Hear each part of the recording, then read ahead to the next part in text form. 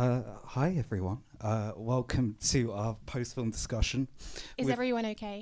Yeah, first off, this was obviously an incredibly powerful film. I think it's incredibly important that we've been able to show it here. What do you think of it? Well, this is my fourth time watching it, and I still find it emotionally devastating. But the first time I watched it, which was this film has had darkness around it from the beginning, because on the day that it premiered in Cannes, the author of the book that is very, very loosely adapted from Martin Amis, he died. And that dark energy has only intensified. But the experience of watching it was like, it's really unusual. You know, I've been a film journalist for over 10 years and I've watched a lot of films, and it's very rare that I'm watching something and I don't even know what I'm watching, but I like go with it because the filmmaking is so assured, and I'm feeling ways, but I don't know what I'm feeling.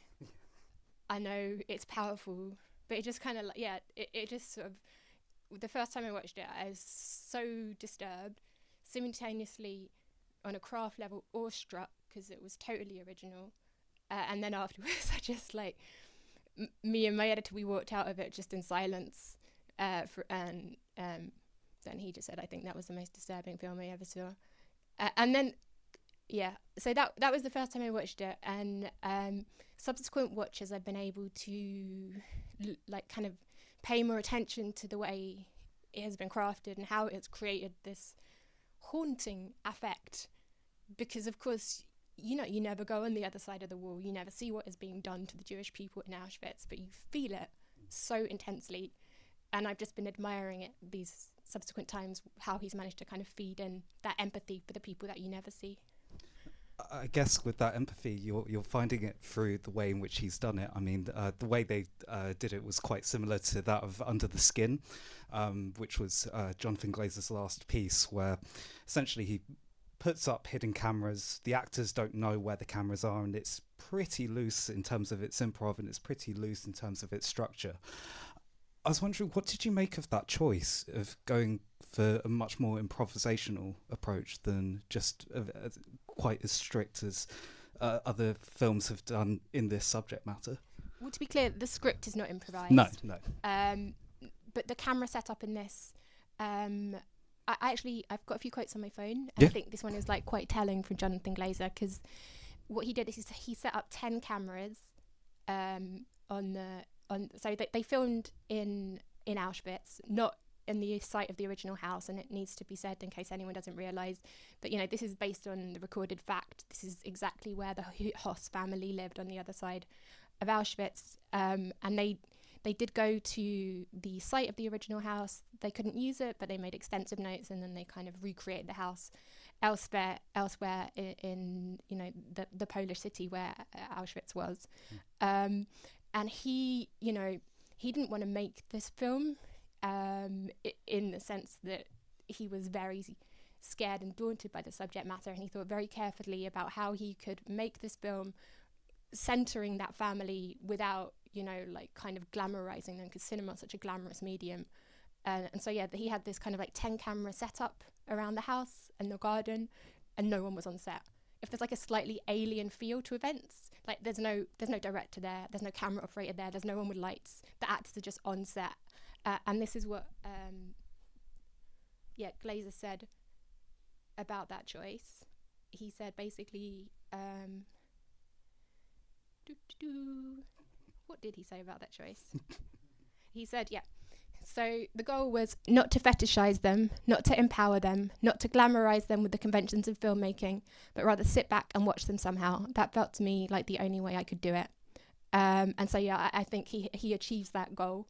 You know, you're watching them usually because of the intimacy of cinema. If you would spend that long with a family, you would start to root for them. You get curious about them. You get involved in their kind of like, you know, their marital dramas. But there's this kind of eerie detachment so even though he's not caricaturing them at all, and, you know, a lot of the lines of dialogue were overheard by witnesses, and is directly from the historical record. He's not caricaturing them, but he's not glamorizing them.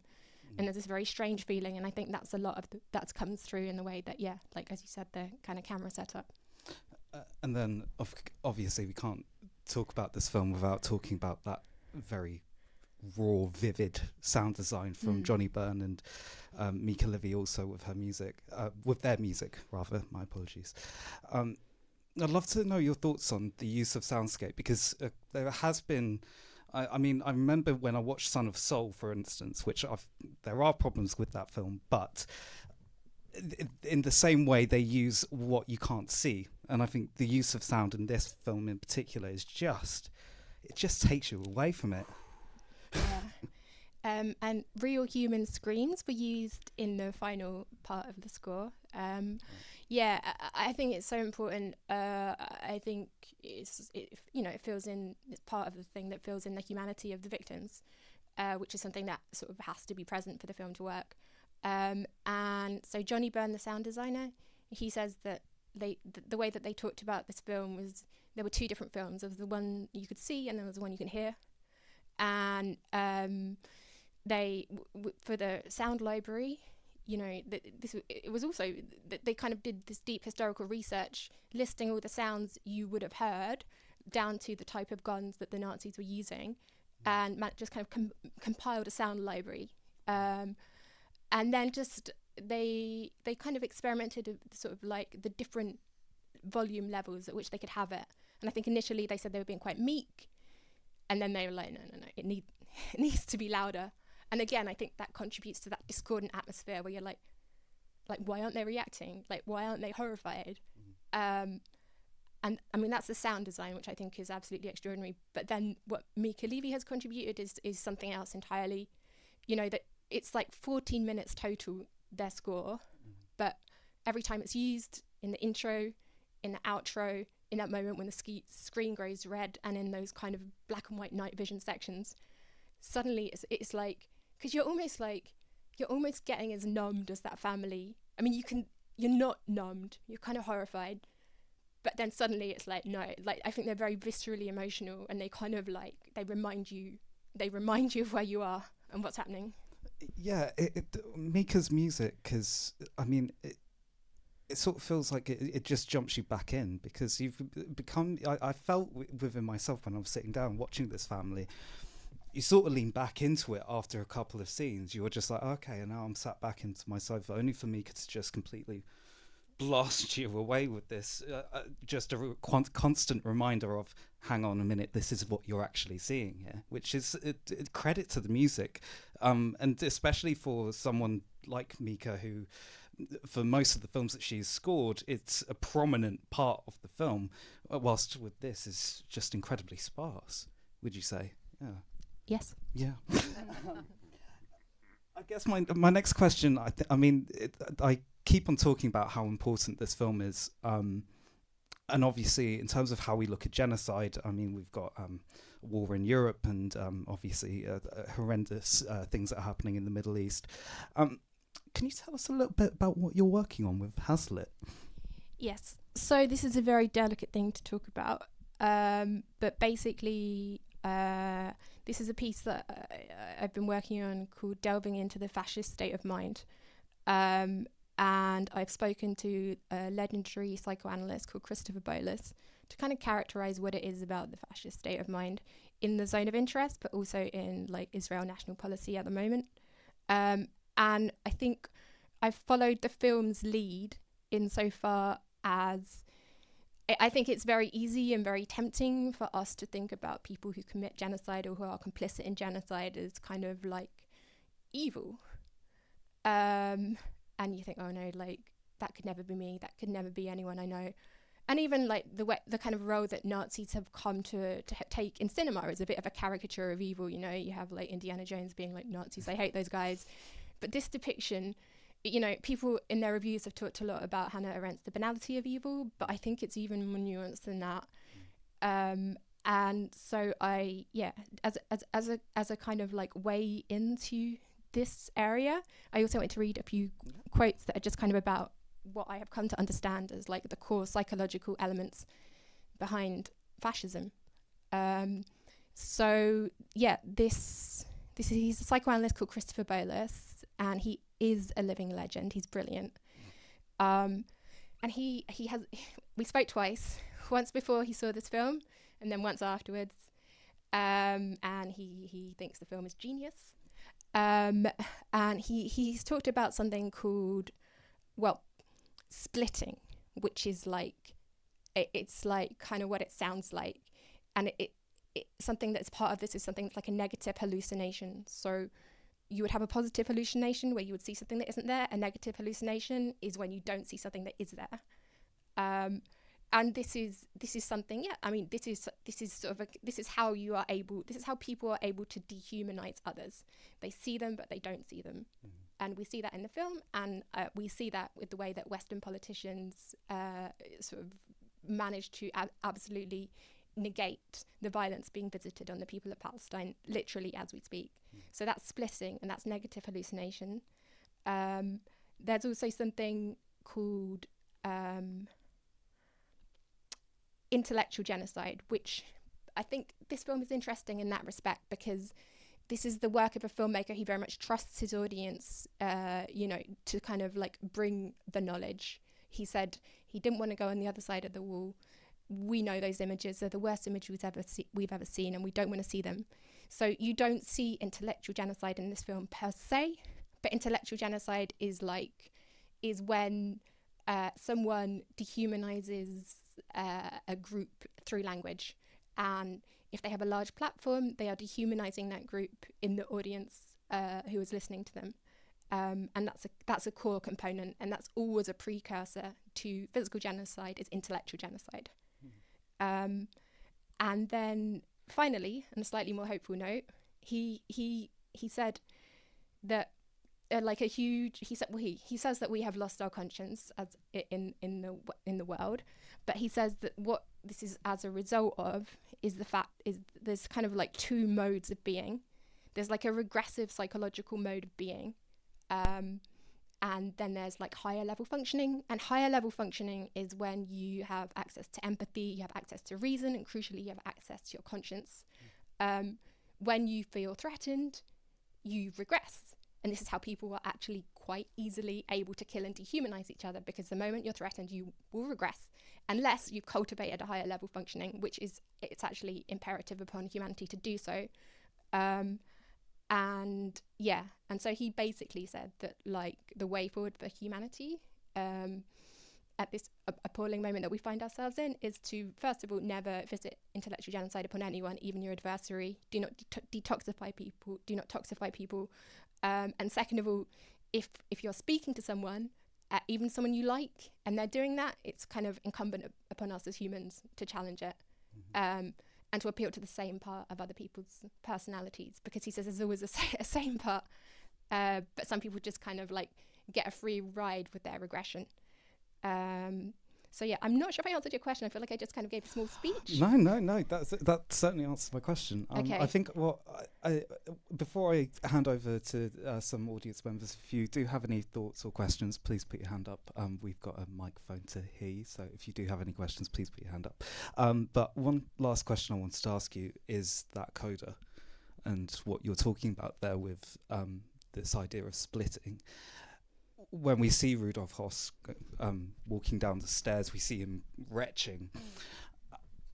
And I wonder if that, in the way I saw it as it was a less about what we know of Auschwitz as it is today, but rather he seeing the destruction of everything that he's sort of built up, in that sense, how history will remember it, not as what it is, which was the greatest evil that has ever been committed in the world, but rather not an achievement for the Germans in that regard. That's really interesting, and I should probably say, I think the kind of the beauty and the glory of art is that like there's not a definitive interpretation, and I hadn't thought of that before, and that's really interesting. I interpret it a different way, which is that he's like intellectually repressed his conscience, but his body knows what he's done, and it's coming up out of him, and he'll never own it. He'll never make the connection, but like his body knows, and that's just how I interpret it. And that's, all interpretations are valid. Fantastic. Does anyone in the audience have any questions? Yep, I've got one here. Hi. Do I need Yeah. Cheers. Yeah. Cheers. So throughout a lot of it, it seems like they, as you mentioned, they compartmentalize. They don't really address what's over the fence. So it's quite bureaucratic type of fascism. And then at times it seems like they enjoy it, like when the wife is being cruel to the maid, and when the kid is putting his brother in the frozen greenhouse. It feels like they're leaning into that side of thing. Like maybe they do understand what they're doing and they do get it. So yeah, just interested what you guys made of that. I'll let you start. Yeah, I think they know full well what they're doing. It's more that most of the time they're not interested in what they're doing. You know, Hedwig's very concerned about the possibility of having to leave her dream house. That's just like a genuine preoccupation. I mean, that comes kind of late on the film. So yeah, I think you're right. Like maybe when I say negative hallucination, I don't mean that it's like not computed. I just mean that most of the time they block it out because they're not interested. But I do think they know it's there, and they're okay with that. I agree. What I would also say, if we're looking at the in history of Hedwig Hoss, so she ended up getting annexed to, I think it was Canada or New York. I'm not quite sure, but she ended up living to the age of 89 years of age. Rudolf Hoss was subsequently about 2 years after what we see in the events of the Zone of Interest. He was later hung after the Nuremberg trials in the middle of Auschwitz. I think she is very much complicit in this film, and I think it's quite interesting that Jonathan Glazer has shown Rudolf Hoss as a very normal man, as in there's no sort of there's no psychotic behavior that we usually see. I mean, Schindler's List is a perfect example of the way in which Guth was portrayed. And there's no it's not a psychotic man. He's not presented as a very, evil man. He's presented as a very, very normal man in comparison to his wife, Hedwig, which you sort of see the complete opposite, which really interested me when I first saw this. And then when I saw it a second time, you sort of see how quite how evil she is, just in the way she parents, the way she is, the way she talks. And one of the scenes where the maid is pouring the shot glass for Rudolf Hoss's arrival for his birthday, you can see into the corner what Sandra Hüller has done is fantastic. It's a perfect example of listening to your fellow actors, where you can just see her looking, constantly surveying each and every person that walks in, and it's it's so unsettling. But yeah, is there any more questions we've got? Well, yeah, just at the bit. Oh, slight tech issues.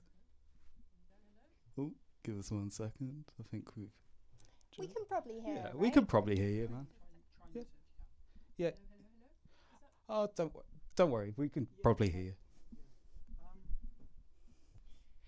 Can I ask, what did you make of the way the psychology of the Hosses was presented, and how, like, in terms of your personal understanding of the psychology that goes alongside with genocide? I mean, they're both incredibly sensitive actors, and Sandra Hüller had sworn that she would never play a Nazi. I mean, if you watch the press conferences, it's probably one of the first things she said. And one thing detail she decided on for her characterization was she would always be moving, because, like, you have to stop to think, and she's an unthinking being, and she never stops. She's always just doing something. And he's a bit different, and I haven't quite figured out how. Something that I noticed about him, though, was his attraction to animals and nature. It's quite interesting, the way he loved the horse is the last person that he says goodbye to. The fact that he constantly goes swimming, and that he makes that telephone call towards the beginning saying no guards are allowed to pick the lilacs. Yeah, that was the most upset we got him. Yeah. It wasn't over the picking of the lilac bushes. Absolutely fine with like figuring out how to expedite the like gassing of like hundreds of thousands of Jewish people, but pick his lilac bushes. Oh my God, the hell, man! Man's got to pay. But then you look at the normality of those meetings as well, when they're sat around, basically constructing the vehicle of death. And the tone of which they use it is absolutely remarkable of how, and I understand the sort of links between the banality of evil, but I think it goes so much further than that in that way. Yeah, well, I think I do reject the term evil now because I think it's a distancing word. Yeah. And this is maybe something we haven't touched on that I think is actually probably really integral to the film's atmosphere. Which is just the Herculean amount of research that went into it. You know, the phone calls that we see Rudolph Hoss placing, I think they're verbatim. When Hedwig's mask slips, when she shouts at the maid and she says, "I could have your ashes, my husband could have your ashes scattered over the field of Babice," someone in the house overheard her saying that. So I think there are moments in the film where any other filmmaker, or if this filmmaker had not taken so long, they would feel like caricatures rather than real people. But they never quite do. And it has this ring of truth because it is true. A lot of it is just, I mean, such lengths have been gone to ensure that what you see does feel like truth. And it's also the case in those meetings that you mentioned. And, you know, like, there are so many films about Nazis, and you can almost sort of see like the actor like doing their Nazi thing, and these are not. No one is doing. That's stripped away. Yeah. These are people saying things, real people saying things that real people did say, and it has, as you were saying beforehand, it has even sometimes like a documentary feeling. Yeah, precisely. I think we had a gentleman that wanted to ask a question. Well, another thing. First, when I've not seen this film before, so when I began to see the scene in the garden and so on, I wondered whether we were moving into a sort of Stockholm syndrome here. That they were going to be, you know, perfectly normal people who actually are in a difficult position or something, and it didn't do that at all. There was no anxiety, there was no anxiety about it. But just two small cinematography things. The dog. You know, the dog has such an important part in this film, don't you think? In the sense of almost like a sort of commentator on the action, and a little bit of sort of light relief almost, but which makes the rest of the action more intense. And I thought the dog was great. And the second thing was the train. You know, right at the end, the train that steams across. You don't even see that. All you see is the smoke from the train moving across the screen. And I thought that's absolutely brilliant way of, because we all know the images. It relates to something we've seen so often, and it never stops being appalling, and so on. And I thought that was such a clever touch. You make the point, but in a very quick, subtle way, but it's made very effectively. I don't know. At what point in the film did you realise it wasn't a Stockholm Syndrome situation? I can't sort of pinpoint it, but you know, when it starts at the beginning, and you know, and particularly when he is sort of swimming with the children in the river and all, and she's got this garden thing going on and party and so on, you think these are actually perfectly normal people. Or they could be perfectly normal people. And it would have been possible for a different sort of film perhaps to have just, you know, made that point. But what it clearly didn't. I mean, it very effectively demolished that perspective, I thought. Yeah, it's interesting what you said about the dog.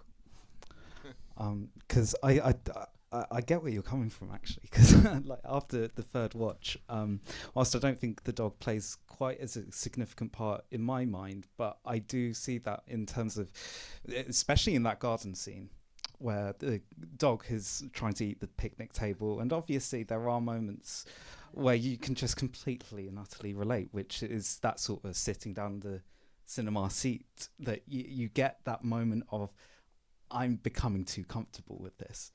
And with the dog as well, going, and you hear the barking of the other dogs over the wall nearly throughout the whole entire film. So it's no surprise to see the link between that happening versus the events that later happen with the mother as well, and how she notices quite a lot more than we give her credit for. Is there any other questions? Oh, we've got one person at the back. If you don't mind, and sorry, I don't know whether this is being flagged on. I'm stepping on your toes, but we are recording this Q&A for a podcast. Yes. So please do come and see us. If you don't want your voice to be included, that's absolutely fine. I don't want mine included. Boo. Thanks. I think you just touched on it there. I just wanted to ask what you made of the character of the mother and her departure, and obviously the letter that we don't see. I just thought she's a interesting and very separate character from the rest of the characters you see in the film.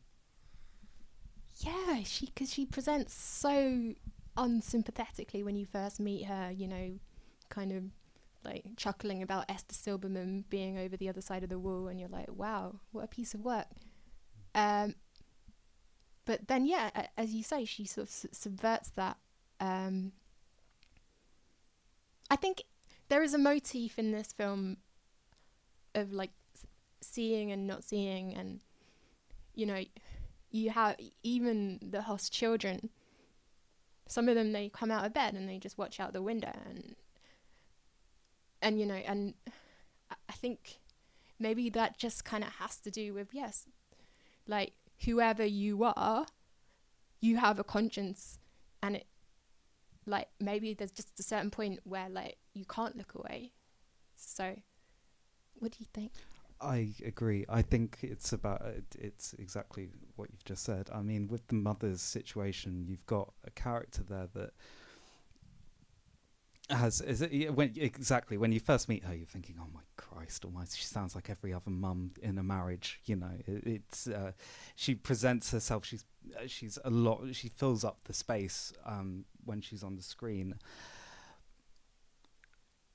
It's an interesting one, the mother. I'm really, because every time that I watch it, I find something new with her character. But the thing that I found today was when we see that garden scene, which has been seen on all the trailers, and if you notice it, and the next time you watch it, if you obviously don't watch it for a while, you know, let this sink in. But what I noticed was that the mother looked at the wall more than she did the flowers in the garden scene, and not only that, whilst she does not recognize it as such, I think the seed starts as soon as she walks out onto the terrace and into the garden, and I think that's such a clever characterizer, and I think that's such a clever way of presenting her character through her acting. I think and yes, exactly what you were saying about you know, she has to have some form of hope, and there's during such a bleak film there are so many moments where you're thinking, Christ, just give me some bit of hope. And I think that probably puts it into perspective of the apple picking scene. That's probably the only moments of hope that you can really find in this film, of course the coda as well. But what do you think of that apple picking scene? I mean, that's the Polish resistance. And when I first watched it, I had no idea what it was. Yeah, neither. Now I have come to feel that it is the Polish resistance. And again, that's like, even in the depths of hell, there are people there willing to bear witness to that hell, or where everyone else is looking away. And so I find that very moving. Mm-hmm. How are we doing for time? We got 2 minutes. Yeah. Couple more minutes, if anyone else. Yep. Yeah, it's just a quick one actually. You mentioned a bit of a surprise to me to see Martin Amis's name. He's one of my favorite writers, and I read a book that he did about Nazi Germany many years ago. But you mentioned it's very loosely based on this. It's quite interesting because the film is like the mention is so visual with the wall and what you see. So how does the novel compare? How's it drawn to? Do you know? Well, I confess I haven't read it, but it is. I know that it's very loose because the Martin Amis book is a fictionalized version of the horses.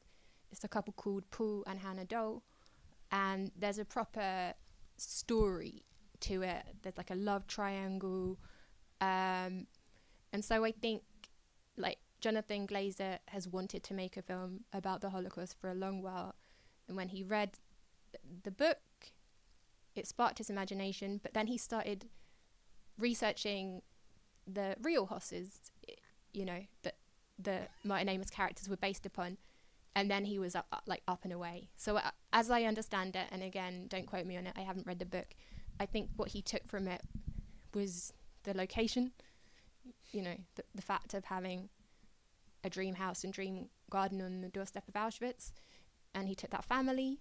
But I think the rest of it, especially because he has taken pains to make a film that is really, I don't think anyone who watches this film is like, wow, what a compelling drama about the Hosses and their family life. It's very much the minutiae of their domestic situation, and I think the Martin Amis book is like more of a yarn.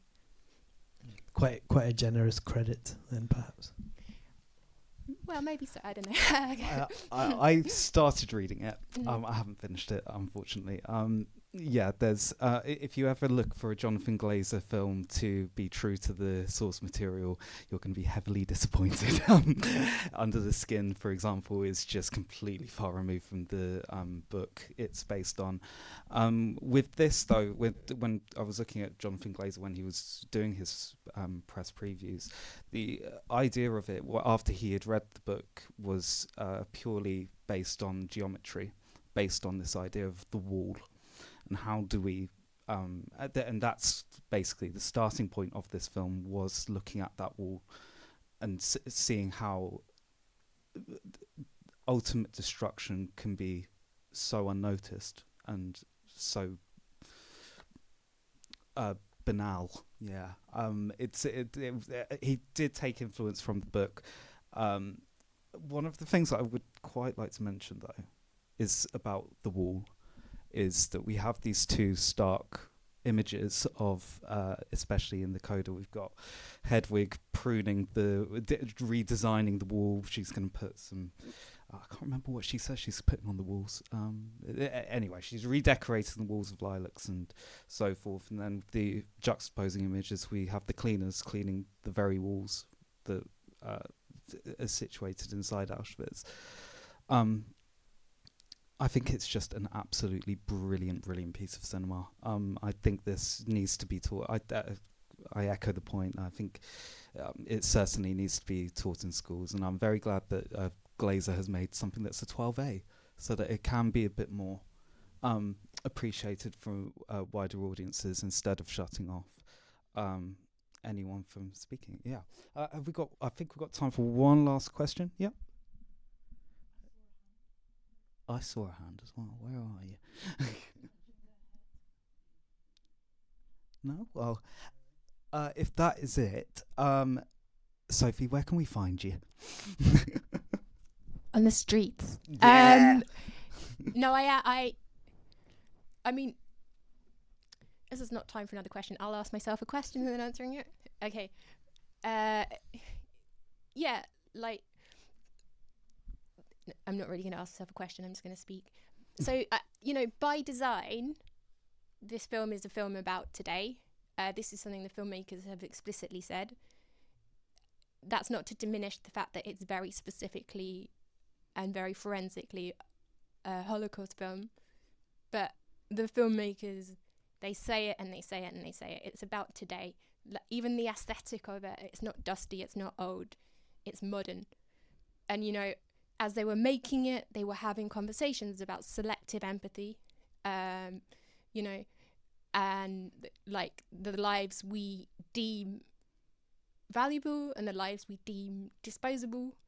And I think this is the thing, and this is the thing that means that it's both a film about history and a film about right now, and a film about the way that history isn't in the past, it's right now.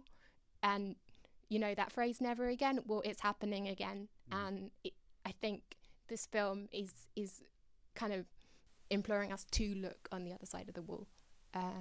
So yeah, that's my closing thought. That is a brilliant way to close off. Can I please have a big round of applause for my favourite journalist and film critic, Sophie Monks Kaufman. And can I also thank you. This is Joe's first Q&A, and I think he smashed it. Well done, Joe. Thank you very much. Cheers. All right, cool.